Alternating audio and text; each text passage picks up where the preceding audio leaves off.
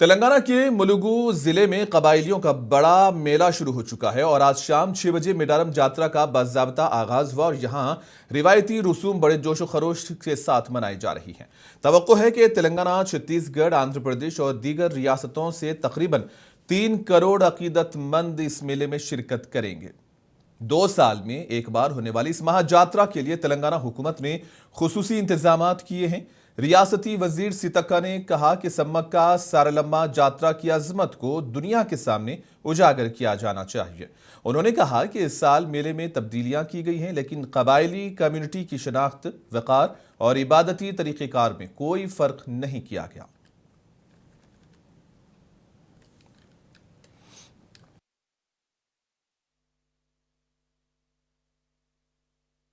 సారలమ్మ జాతర ప్రతి 2 సంవత్సరాలకు ఒకసారి జరిగే మహా జాతర ఈ రోజుతో మొదలైంది। ఈ రోజు గద్దెల మీదకి సారలమ్మ, పగడిద్దరాజు, గోవిందరాజు మరి 6-7 గంటల లోపు గద్దెల మీదకి రాబోతున్న సందర్భంగా భక్తులందరూ కూడా అశేషంగా తరలి రావాలని కోరుకుంటా ఉన్నాం। రేపు సమ్మక్క సాయంత్రం 6 గంటలకు గద్దెలను ఎక్కుతారు, ఎల్లుండి మొక్కులు చెల్లించుకుంటారు। మరి ఎంతో మంది భక్తులు, లక్షలాది మంది భక్తులు వస్తున్నారు, వారందరికీ స్వాగతం।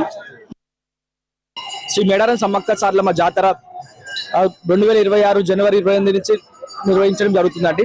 ఈ రోజు బుధవారం, ఈ రోజు దాదాపు 11 ప్రాంతంలో ఇది సమ్మక్కకు సారలమ్మకు పుట్టమన్ను తీసుకొచ్చి గద్దెలలో అలికి దొట్టు గోత్రాల ప్రకారం పీఠముగ్గు వేయడం జరుగుతుంది। ఇదే రోజు సాయంత్రం కన్నపల్లి నుంచి సారలమ్మను, కొండాయి నుంచి గోవిందరాజును, కూనుగొండల నుంచి పగడిద్దరాజును తీసుకొచ్చి గద్దెలలో ప్రతిష్ఠించడం, అట్లాగా ఈ బుధవారం రాత్రిపూట మాఘశుద్ధ పౌర్ణమి వెన్నెలల్లో ఇటు సమ్మక్కకు, ఇటు పగడిద్దరాజుకు ఆదివాసీ సాంప్రదాయాల ప్రకారం కళ్యాణం నిర్వహించడం జరుగుతుందండి। నేనైతే నా చిన్నప్పటి నుంచి వస్తున్నాను। మా నానమ్మ తన 50 years బ్యాక్ నుంచి వస్తున్నారు, తన చిన్నప్పటి నుంచి వస్తున్నారు। సో బాగా నమ్మకం అనమాట ఇక్కడ మేడారంలో రావడం। ఈసారి అయితే లైక్ ఉండింది, నెక్స్ట్ ప్రీవియస్ టైం కంటే ఈసారి బాగానే ఫెసిలిటీస్ అన్నీ ఇంప్రూవ్ చేశారు। గుడి కూడా రెనోవేషన్ చేశారంట। ఓకే, వాటర్ ఫెసిలిటీస్ అయినా అన్ని ఫెసిలిటీస్ బాగా చేశారు। మాకు కొంచెం మేము పాల్వంచ నుంచి వచ్చామండి, భద్రాచలం పాల్వంచ దగ్గర నుంచి వచ్చాము। సో అనుకున్న మొక్కులు తీరాయి కాబట్టి ఎత్తు। रियासती वजीर पोंगुलेटी श्रीनिवास रेड्डी ने कहा है कि तेलंगाना का डिजास्टर मैनेजमेंट निज़ाम पूरे मुल्क के लिए रोल मॉडल बनाया जा रहा है। उन्होंने बताया कि कुदरती आफात से मौसर तौर से निपटने के लिए 100 करोड़ रुपए की लागत से जदीद तरीन आलात खरीदे जाएंगे। इस ज़िमन में आज उन्होंने आला हुकाम के साथ जायजा मीटिंग की। रियासती वजीर ने कहा कि रियासती सतह पर एक आला तरबियती मरकज़ कायम किया जाएगा और मंडल सतह तक जदीद वेदर स्टेशन नस्ब किए जाएंगे।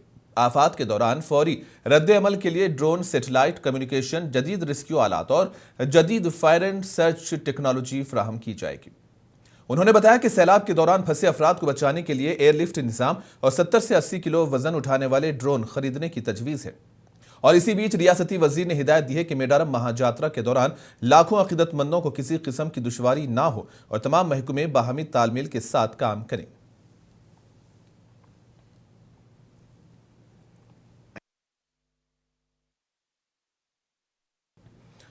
मेदक के चिन्ना शंकरम पेट हलके में मनरेगा स्कीम के नाम की तब्दीली के खिलाफ कांग्रेस ने एहतजाजी प्रोग्राम मुनाकिद कराया। इस मौके पर मेदक के रुकने assembly Mainampalli Rohit Rao, PCC in charge Meenakshi Natarajan का इस्तकबाल किया।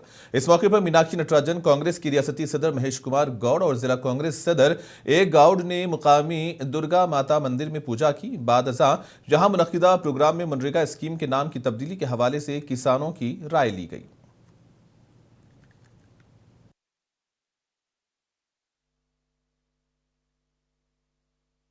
लेकिन हम 2 बात समझने की कोशिश करेंगे, है ना। आज से 30-40 साल पहले आप में से कितने लोगों को हिंदी समझ में आता है? हिंदी आता है? थोड़ा समझ में ठीक है। अगर एक दिन आप कहीं मजदूरी करने जाते थे तो एक दिन की मजदूरी कितनी मिलती थी आपको? 34 సంవత్సరాల కింద మీరు పని చేయడానికి పోతుంటే ఇక్కడ ఉపాధి హామీ లేనప్పుడు 30-40 साल पहले कितनी मजदूरी मिलती थी आपको? एक दिन की ఒక రోజు కోసం ఇప్పించాడు 15 रुपए मिलते थे ना। तो कैसा देश था आप सोचिए। हमारे यहाँ भी, मेरे अपने यहाँ पे आदिवासी लोग, गरीब लोग 10 रुपए, 5 रुपए और उसके पहले 8 आने, 5 आने, काम करते थे, है ना। यानी कैसी स्थिति थी हमारे देश की कि मशीनें महंगी और आपके और हमारे खून पसीने का कीमत कम। వారేం కోరుకున్నారు, భారతదేశం ఆత్మ అంతా కూడా గ్రామాలు ఉంటుంది. భారతదేశం గుండెకాయ గ్రామాలు ఉంటుంది. గ్రామాలు ఇలాంటి గరీబ్ జనం గుండెనే భారతదేశం గుండె అని కోరుకున్నాడు. ఆయన ఏమన్నాడు, గ్రామ స్వరాజ్యం. గ్రామాల్లో మనం పటిష్టంగా ఉంటే, గ్రామాల్లో ఉన్న బీద ప్రజలు మూడు పుట్ల కడుపున తింటే అప్పుడు ఈ దేశం సౌకర్యం ఉన్నట్టు. ఇవాళ ఏం చేస్తున్నాడు మోడీ, మన పొట్ట కాదు, మన మూడు పుట్టలు తిరుడు కాదు. ఆయన ఏం చేస్తున్నాడు, అదాని అంబానీ రోజు బంగారు భూములు అంటే చాలు ఈ దేశం సౌభాగ్యం ఉండడానికి. మోడీ అమిత్ షాకి మన ఓటు పడలేదు. పనికి 6 మూడు పుట్టల रियासत की अहम अपोजिशन पार्टी बीआरएस भी सिकंदराबाद में कंटोनमेंट इलाके को जीएचएमसी में जम करने का मुतालबा कर रही है। बीआरएस ने 1 लाख दस्तखत जमा करने की मुहिम का आगाज किया।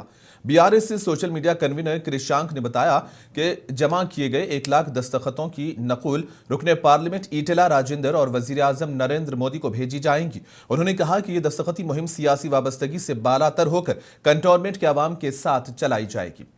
इस मुहिम का पहला दस्तखत बीआरएस के कारगुजार सदर केटी रामाराव से करवाया जाएगा। कृषांक ने इल्जाम आयद किया कि कंटोनमेंट के एमएलए श्री गणेश ने धरनों और एहतजाज के जरिए अवाम को गुमराह किया।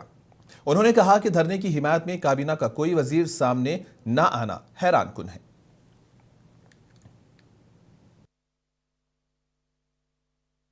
నాయకత్వానికి వాళ్ళందరికీ కూడా పంపిస్తాం. ఇవాళ నుంచి కార్యక్రమాన్ని చేపడతాం.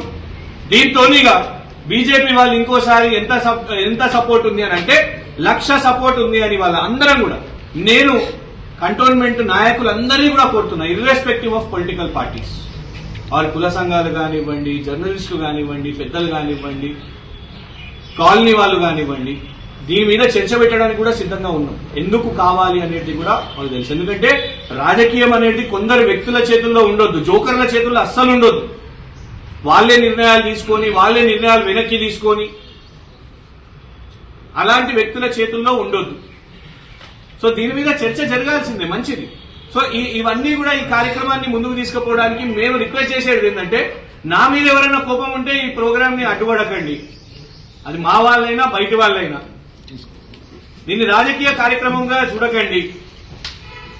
దీన్ని కంటోన్మెంట్ శ్రేయస్సు కోసం అందరూ కలిసికట్టుగా వచ్చి వాళ్ళతో సాధ్యమైనంత 1 సంతకమా 10 సంతకాల 100 సంతకాల ఇందులో ఎక్కడ కూడా ఒకటి చెప్తున్నాను, మా పార్టీ రంగు ఉండదు, మా పార్టీ కండువా ఉండదు, ఇది ప్లేన్, మా పేరు కూడా ఉండదు.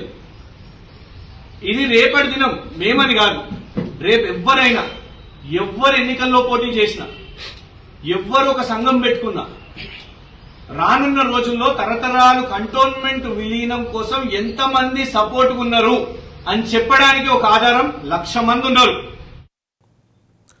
तेलंगाना के डिप्टी चीफ मिनिस्टर भट्टी विक्रमार्का ने बड़ा दावा किया। इन्होंने कहा कि कांग्रेस पार्टी म्युनिसिपल इंतखाबात में भी बड़ी तादाद में नशिस्तें जीतेगी और रियासत की तरक्की को मजीद आगे बढ़ाएगी।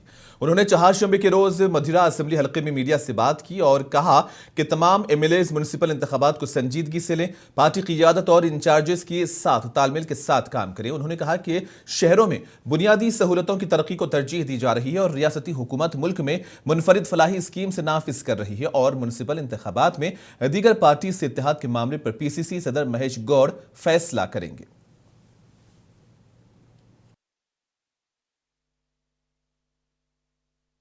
అట్లాగే రాష్ట్ర ప్రజలందరూ కూడా నేను ఒక విషయం ప్రత్యేకంగా విజ్ఞప్తి చేస్తా ఉన్నాను. ఈనాటి ప్రభుత్వం ప్రజాప్రభుత్వం, ప్రజల ప్రభుత్వం, రాష్ట్ర ముఖ్యమంత్రి రేవంత్ రెడ్డి గారి నాయకత్వంలో ఉన్నటువంటి ఈ కేబినెట్ పూర్తి స్థాయిలో ప్రజా సంక్షేమం కోసం, అట్లాగే నగరాల అభివృద్ధి కోసం, ఇన్ఫ్రాస్ట్రక్చర్ని, ఇండస్ట్రీని, సర్వీస్ సెక్టర్ని, ఎడ్యుకేషనల్ ఇన్స్టిట్యూషన్స్ని, హెల్త్ పైన ప్రత్యేకమైనటువంటి దృష్టి సారించి ముందుకు పోతా ఉన్నాం.